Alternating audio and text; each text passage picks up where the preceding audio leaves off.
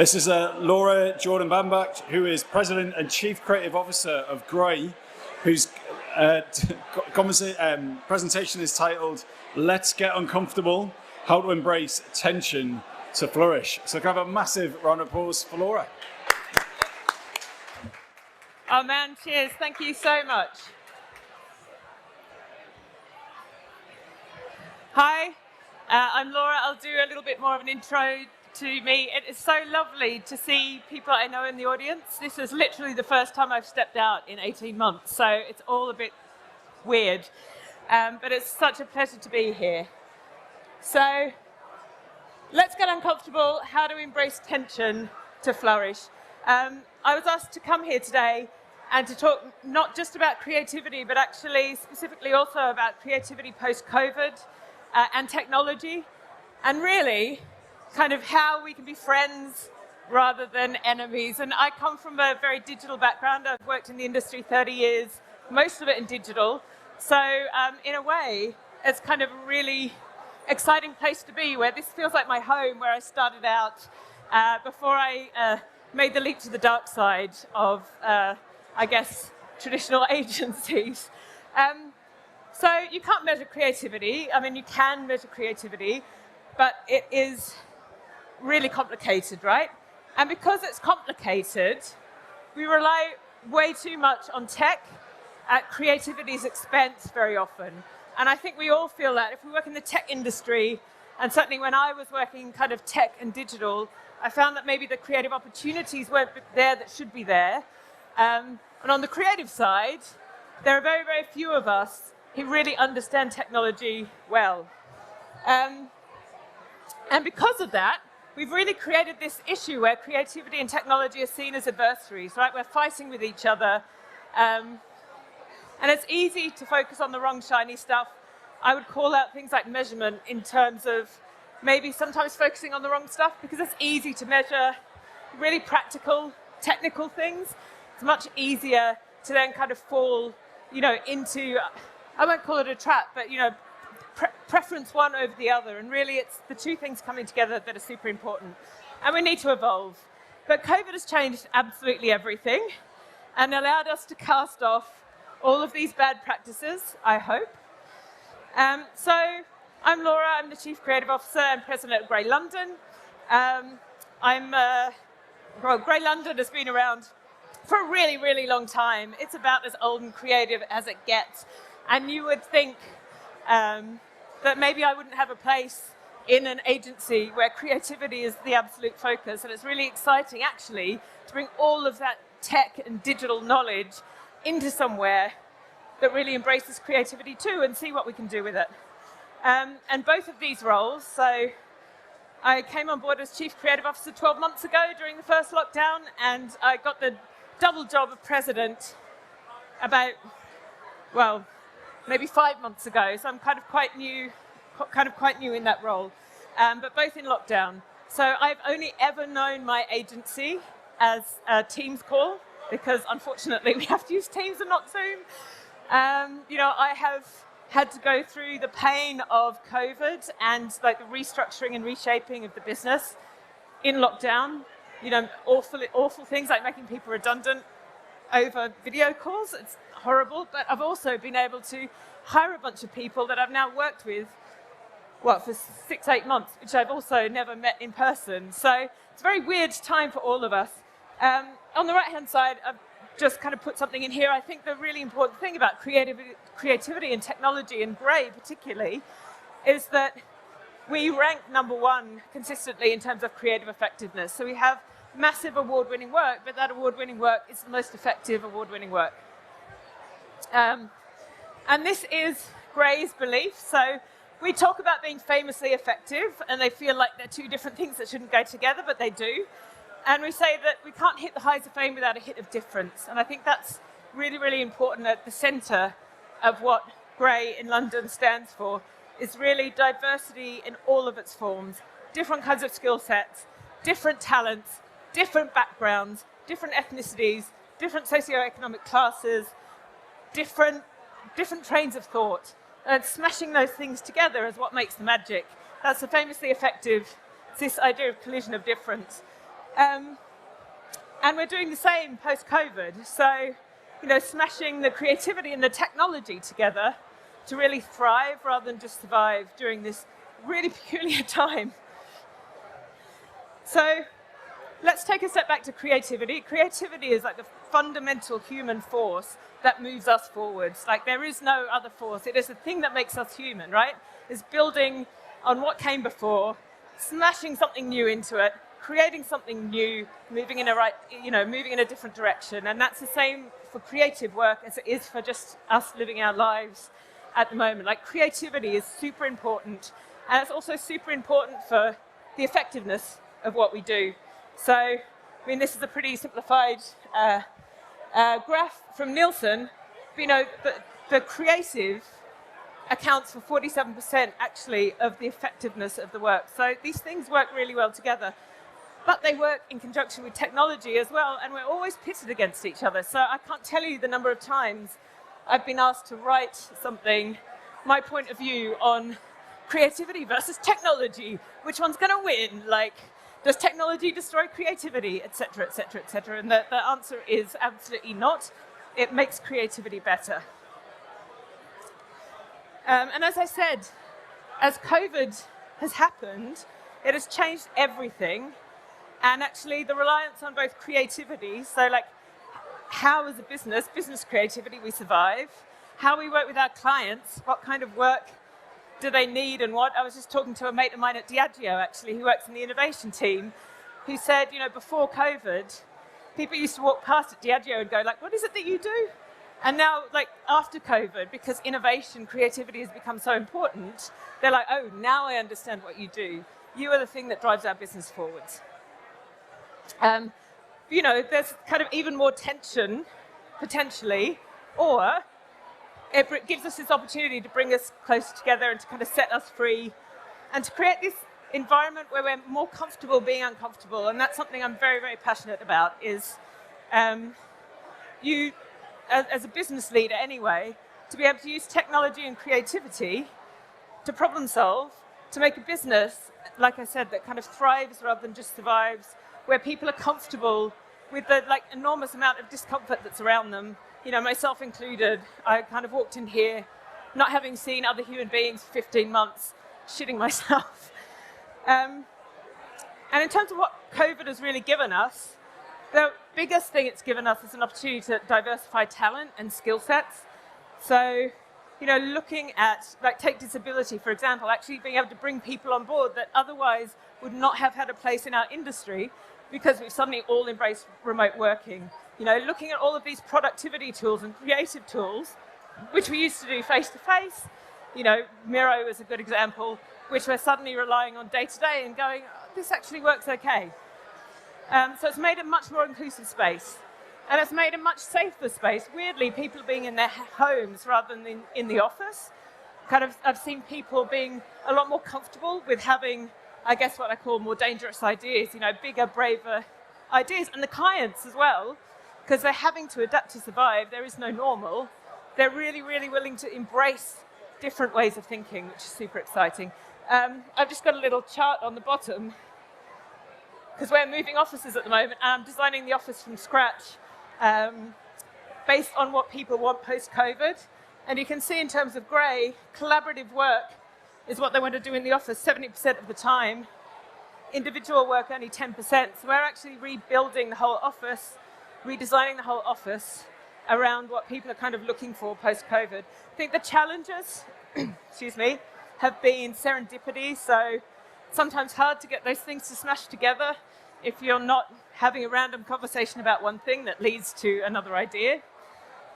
I think everyone has suffered from workload, and actually in terms of creativity and technology, I've been trying to put as much in place as possible to protect the creative product and the team. So, everything from setting default meetings for 55 minutes or 25 minutes to make sure people get to go to the toilet.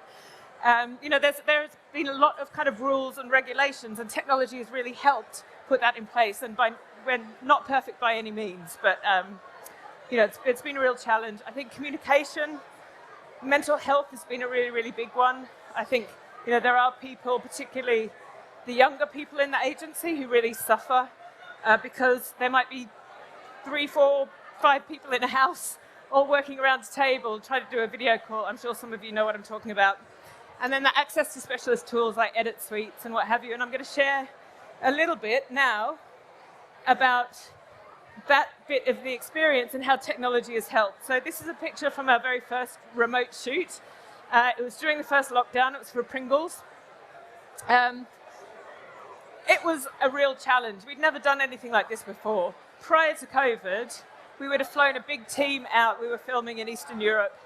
We would have had a lot of people on set. We would have had, sort of the time and the space to kind of sit there and talk about things as a group. So, as I said, this first shoot was a real challenge, but it also enabled us to do really cool things. Like I got to sit in the bath while I watched the director film and no one knew, which was lovely. But this is a particular piece of technology that is being developed actually through WPP, which is, I guess, kind of come into its own now because of COVID. So I'm going to play you a little video, but it's the same kind of technology that's used for The Mandalorian, right? Using Unity and using really, really, really superior graphics to be able to create a very realistic scene so that potentially we don't need to fly anywhere anymore, which is a bit of a bummer in some ways, but also great for the environment. So let me play. Oh, there we go. WPP is the largest marketing services organisation on the planet, and because of that, we're also one of the largest production companies in the world. That is a major carbon hotspot for us. We've partnered with NVIDIA to capture locations virtually and bring them to life in studios with Omniverse. Over 10 billion points are turned into a giant mesh in Omniverse. For the first time, we can shoot locations virtually that are as real as the actual places themselves. Omniverse also changes the way we make work. A collaborative platform that means multiple artists at multiple points in the pipeline in multiple parts of the world can collaborate on a single scene. Real-time CGI and sustainable studios, collaboration with Omniverse is the future of film at WPP. It's been really, really amazing how much we've moved from like an office-based organisation to a very, I guess, borderless organisation over COVID as well. So literally, we just actually went through a partnership with AKQA, so we're kind of sort of sister agencies now. And I recently pitched and won for something with them where half the team was 3 different offices in AKQA and half the team was 2 different offices in Grey all over Europe. And it just felt like one team. And prior to COVID and prior to actually, everyone using these technologies and really being able to express themselves fully, we never would have been able to do that. And this is a really great example of I think, where the industry is going in terms of the creative technology. And then I just wanted to talk very simply about expanding that comfort zone with clients. I think it's anyone that works in more of an innovation space will understand how difficult it is sometimes to get clients to buy into really experimental work or actually put the money behind it. And I would say actually part of the issue between technology and creativity being seen as opposites is that, take for example a Million Ads, which is, I don't know whether you've ever used a Million Ads, brilliant UK-based ad tech that allows you to do really targeted, really wonderful creative things with audio. But the cost of that compared to a normal radio ad obviously is more because you have to record more and you have to kind of plan more and there's more work you need to do executionally in order to make something for their platform. And so often, even though there are these amazing platforms that allow us to work together, it's really, really hard to get the best work out because at the end of the day, you have a budget. So, a lot of bringing us together and working better is actually looking at how we work with the clients and make sure the budgets are there to allow us to be creative. So this is a piece of work that I'm really proud of, and actually got a pencil at D&AD. So it was really, really exciting. But this is for Pringles. Pringles want to get into are kind of part of the gaming community. So you have to do something really special for gamers because they're an incredibly difficult, very, very picky audience to work with. And they expect things to be just right for them, and they call out fakes really, really quickly. So we brought on board an independent games developer. We brought on board Xbox, and we actually said, well, rather than us sticking Pringles in an ad, why don't we take something from the game, make it come out of the game, interact in the real world, and go back into the game as a permanently changed because of its experience with Pringles. So this is what we did.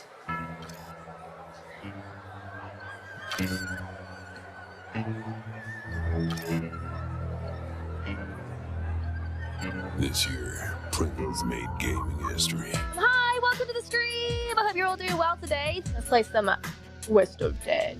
It started on Twitch, live. Yes, if you haven't seen this game, it's pretty unique. I'm Pringle. For the first time, the character left the game as it was being played. I don't recognize this screen.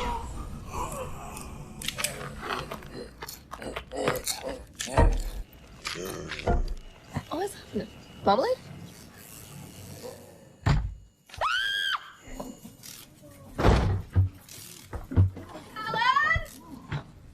And all for a can of Pringles. Meet Frank.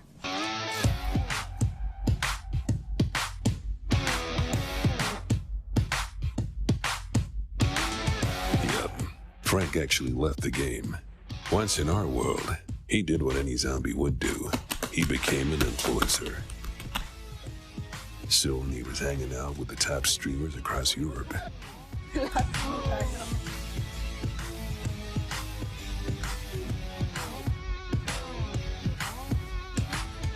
And after 2 weeks living the life of a celebrity, he went back to his actual job.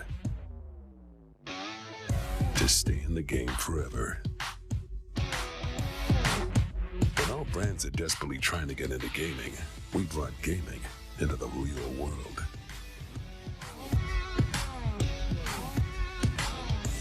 Blurring the lines between social, gaming, and advertising, we gained the love of the toughest audience of all. And it's really interesting to think about creativity and technology and taking the clients on that journey and making them comfortable, being uncomfortable, because that was a really long journey. That piece of work took the best bit of 12 months. That's the first piece of work I jumped on when I started at the agency, and it only went live like a couple of months ago, I guess.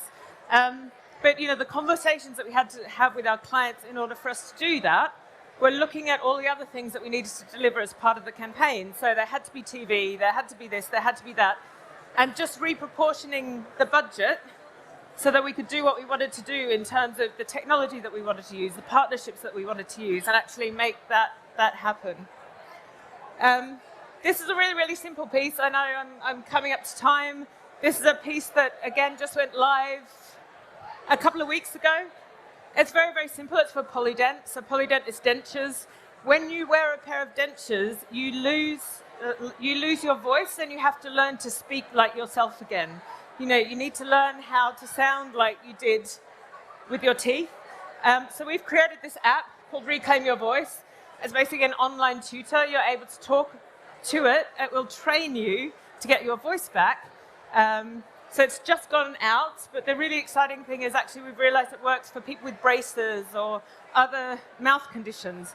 So we're going to be able to, expand this and help so many more people. It's a really interesting way to use technology and something that Polydent can do that really helps people that they couldn't do in simple advertising. And then the last piece is an old piece of mine from before I moved, but it's probably my favorite piece of creative tech that I worked on. It's for Bacardi, as you can see. Obviously, the symbol is the bat, and we wanted to do something really interesting with bats. They wanted to kind of represent being like unbridled and wild and what have you in terms of a brand, because they had a problem where they were seen as a women's drink, to be frank. And so we did this brilliant, I guess, bringing together creativity and technology at South by Southwest, which is really the place for those two things to smash themselves together. And it also happens to have one of the biggest bat populations in the world. So we used the bats basically as musical instruments. We tracked the bats and we turned that into a track, which we ended up releasing. I'll play you the film. We're here 7 nights a week. We come down and see the bats from this time of year up until around Christmas time.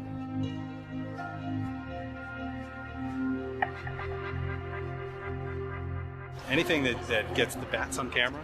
It's a cool thing for Austin. These bats are one of the most famous things here. You're like, why don't we make beads from? Oh my god! It's only good if people go like, oh right, yeah, the bats are controlling that. Absolutely. If you have too much going on, it's going to be chaos.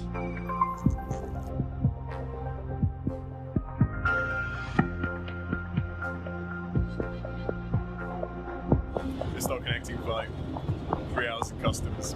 Going a bit insane now.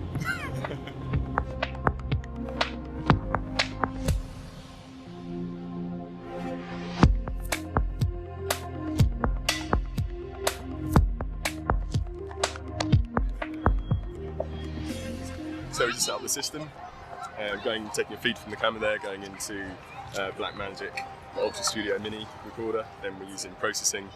We've built an application that tracks the bats and their movement, and depending on where they're inside these certain areas, it will trigger sounds in Ableton Live. Yeah, they're coming. They're at the bats. The bats are already here. They're coming. It's totally working.